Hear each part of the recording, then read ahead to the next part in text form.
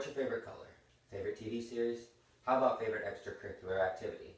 Mine would be orange, The Big Bang Theory, and basketball. There are children living on this planet that do not have the right to make these kinds of decisions for themselves. Yeonmi Park was one of those children. In Yeonmi's book, In Order to Live, she wrote, "I was taught to simply follow what the government told me to do, or say, or think. Because of the harsh treatment by the North Korean government, Yeonmi chose to risk everything to escape with her mother. From her birth in North Korea to her escape to South Korea, Yeonmi has endured life in 3 completely different stages. She lived a fearful life in North Korea, a life of captivity in China, and a life of freedom and truth in South Korea." Yeonmi Parks was born and raised in the northern part of North Korea, where her family lived in constant fear of the North Korean dictatorship.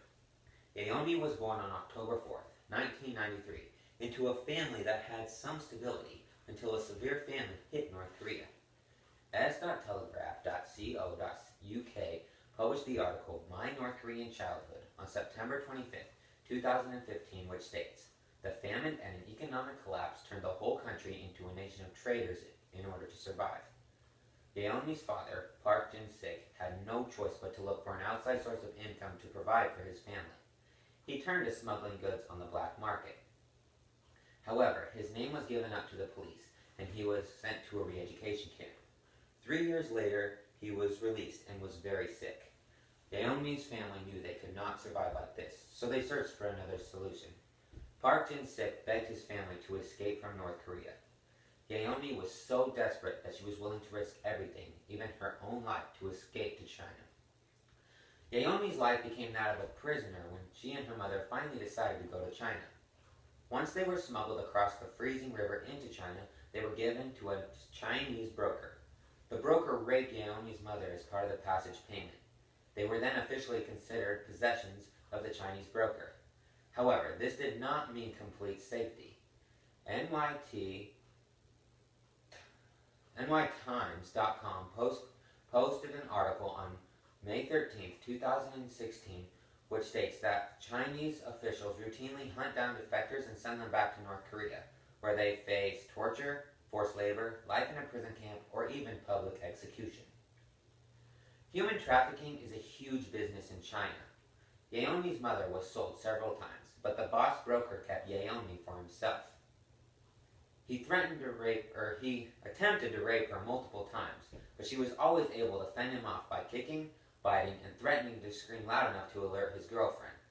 Finally, Yeonmi's owner offered her a deal. He would buy back her mother, locate her father in North Korea, and have him smuggled into China if she would become his mistress with sex privileges.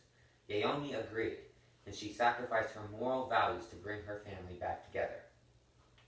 A report published by the U.S. Embassy in 2010, found on beijing.usembassy-china.org, found that in the year leading up to the 2008 Summer Olympic Games in Beijing, Chinese authorities stepped up efforts to locate and forcibly repatriate North Korean refugees in China. As a result, Yeonmi's owner ran out of money. Yeonmi's family's life became very desperate again because their owner had no way of supporting them. Yeonmi and her mother had to find a way to South Korea, where they wouldn't have to live under the control of someone else. Yeonmi's escape from China to South Korea finally led her to a life of freedom. Yeonmi and her mother contacted a Christian missionary, managed by a South Korean pastor who made arrangements for their escape first into Mongolia. The article, A Stronger Korea-Mongolia Link in a Changing Northeast Asia, published on nationforum.org on April 30th, 2015, states that Mongolia has rendered a great humanitarian service to South Korea, as well as quietly facilitating the relocation of a large number of North Korean refugees in recent years. As a result, the escape route from China to South Korea first consists of a long trek through the Gobi Desert first into Mongolia. Once Yeonmi and her mother reached Mongolia and were transported to South Korea, they were finally free. They were on their own and able to make decisions for themselves.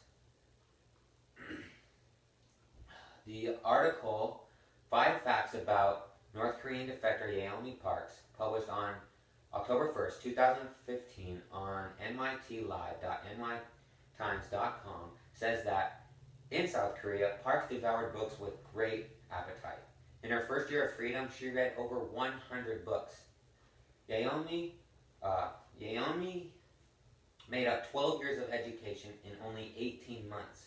Not 2 years after landing in South Korea, Yeonmi passed her high school GED exam and went on to study police administration at a university. All of this she was able to do because she was free. Yeonmi's life took her through 3 distinct stages on her way to freedom. She first lived under the terrifying regime of North Korea.